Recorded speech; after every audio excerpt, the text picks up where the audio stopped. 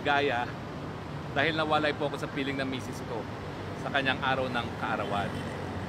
Pero ngayon po, bago pumunta rito, nakapagdiwang din po kami ng simpleng pagdiriwang at alam naman niya po na sa mulat mula, bata pa po kami, pareho naman kabahagi na ng aming buhay ang pagsakripisyo at paninilbihan para sa inang bayan. Huwag po kayong maniwala na ako'y nakontempt dahil ako'y nagsinungaling. Uulitin ko po, 34 years of practice, wala pong alam hukumang na nagpakulong dahil hindi naka-attend sa isang hearing. Nakikita niyo po na ang hearing na yan, ako po ang linilitis. Hindi po yan para bumuo ng batas. Ang tinatanong nila ngayon, meron ba akong unexplained wealth? Bakit? Yan ba ang in aid of legislation nila laban sa Pogo? Ang tanging tanong, may kinalaman ba ako sa Pogo? Ang sagot, wala. Bagamat pilit nila akong dinadawit sa Pogo dahil ang sinasabi nila, si Presidente Duterte daw ang dahilan kaya umusbong ang Pogo at siya ang responsable sa Pogo.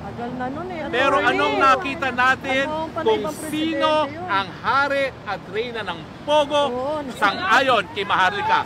Sino ang hari at reyna? Ang hari ng Pogo. Bakit ako ang itinuturo? Hindi naman ako ang nakipag-party-party sa mga Pogo. Hindi naman ako ang humingi ng pera sa mga Pogo. Hindi naman ako ang nakinabang sa mga Pogo. Ang ginawa ko lang po, maghain ng mga pleadings sa isang ordinaryong kaso ng ejectment. Yan ba ho ang tao na nakinabang sa Pogo? Kaya nga po, ang sasabihin ko, hindi ko gustong bastusin ang Kongreso. Dahil ang Kongreso, dapat yan po ay balwarte at bulwagan ng representante ng taong bayan.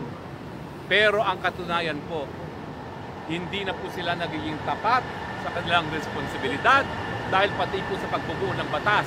Wala po tayong maaasahang batas na mabumuo sa kanilang pag-iimbestiga di umano ng EJK at ng Pogo dahil ang kanilang pakay sirain ang Duterte at lahat na lang kanilang mga aliado, lalong-lalo na ang dating tagapagsalita ni Presidente Duterte. Anong batas ang maipapasa nila? Sa ngayon, sa tinatakbo ng investigasyon, ako ang iniimbestigahan at hindi po nagkakaroon ng investigasyon para sa isang batas. At anong aking pagkakasala? Malaki masyadong bibig. Maasim ang sinasabi sa gobyerno ito. Tama. At kahit anong sabihin nila, hindi po tayo magpapatinag.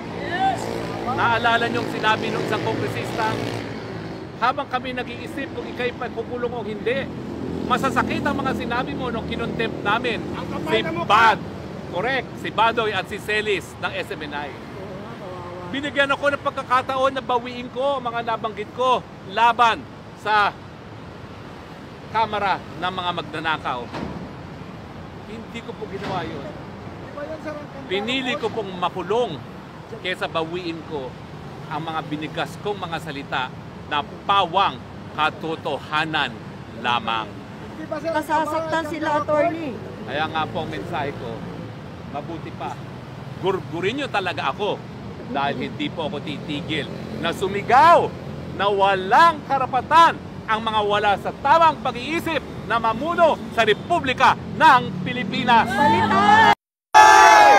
Akala po nila, masusupil nila tayo. Akala nila, mababali nila ang ating paninindigan. Hindi po totoo yan. Lalo pa tayo lumakas para ipaglaban ang sabayan ng Pilipino. Ngayon, ako'y nakatingin na ng pagkakakulong. Wala na akong takot para ipaglaban ang inang bayan laban sa diktador na gobyerno ng Marcos Jr. Unang-una, ang sabi nila, binastos ko daw ang Kongreso. Kayong mga nakapanood, nambastos ba ako? Hindi! 34 years of law practice. Wala ko alam ng isang korte na nagpakulong dahil hindi naka-attend ng isang hearing. Bakit sa Kongreso, isa sa 4 na hearing na naimbita ka, hindi nakarating? Bakit may pagkakakulong? Ang sagot, Dahil talagang sinusupil nila ang mga kritiko ng administrasyon nito. Sinusupil nila ang kakampi ng sambayanang Pilipino at hindi lamang ang kakampi ng mga Duterte. Tama! Hindi na po ito laban ng Duterte at Marcos. Ang laban po ngayon ay puwersa ng kadiliman laban sa puwersa ng Kasamaan! kabutihan. This is a fight between good or evil. Mga dilawan, mga piklawan, kalimutan nyo na po ang kulay ninyo. Kung kayo po talaga ay naniniwala na mayroong Panginoon, kinakailangan po manindigan kayo laban sa bisyo, manindigan kayo laban sa mga droga na nakakaapekto sa pag-iisip, na nakakaapekto sa pamumuhay ng sambayanang Pilipino. Hindi po tayo magpapatinag. Alam nyo naman kayo nakakita, 3 beses na ako umapir dyan. Hindi po yan investigasyon tungkol sa Pogo. Yan po investigasyon laban kay Harry Roque para mapatahimik si Harry Roque bilang boses ng sambayanang Pilipino. Tama, mali? Tama! Pero gawin na po nilang lahat. Ngayong nakita ko na mabubuhay pa rin ako, miski sila ay kulungin ako. Tatanggapin ko po ang pagkakakulong. Kung ito po ang magiging mitsa para ang taong bayan, bumalik dito sa EDSA at muli maghusga laban sa isang gobyerno na hindi na po sumasang-ayon sa interes ng mga mamamayan. Tama! Minsan po dito sa EDSA, tayo po ay nagpaalis ng isang Marcos. Dito po muli sa EDSA, bagamit tayo po ay kakaunti pa lamang. Huwag nating kakalimutan, ang pinakamalaking apoy nagsisimula sa isang mitsa. Kaya kada Biyernes, dito po tayo magkita. Ang maliit, nag-uumpisa. Ang malaki, nag-uumpisa sa maliit.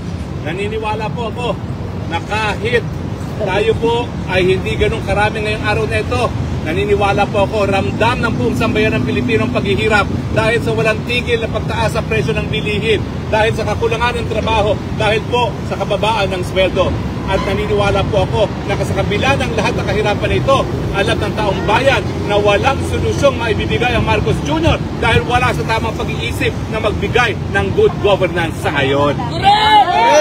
Meron naman po tayong alternatibo. Huwag natin isipin na tayo lang binasbasan ng Panginoon para mamuno sa Pilipinas. 110 million po tayo. At yan po ang dahilan kung bakit meron tayong halal na vice-presidente na dahil siya ay nagbigay kay Marcos Jr. para maging presidente, siya ngayon ang Marcos Jr. Dahil kung siya ay gahaman sa kapangyarihan, ngayon po dapat ay President Sara Duterte. Tama! Pero nabudol man tayo, meron pa pong pag-asa. Dahil ang unang-una, magsisimula pong pag-asa sa pag-amin na nabudol tayo. Ngayong nabudol tayo at alam na natin yan, kinakailangan po, kapit-bisig tayo ngayon para itaguyod ang interes ng mamamayang Pilipino. Tama! Kayanin natin pag tayo po ay kapit-bisig, nagsama-sama ng puwerso at nagkaisa. So, mga kababayan, every Friday po hanggang lumaki, hanggang mapuno natin ang EDSA. Yes! Kita tayo dito sa Biyernes dahil hindi naman po pwede na walang gagawin ng mamamayang Pilipino habang palubog ang bansang Pilipinas. Hindi po tayo papayag. At hindi lang po symbolic ang EDSA. Ito po ay kabahagi na ng kasaysayan. Nung minsan na pinaalis natin ang isang Marcos at tayo nagdiwang, yan po ay mensahe na anytime now, maghuhusga na naman ang mga Pilipino para mapalis muli ang Marcos Jr. kung hindi siya magbabago. Tama!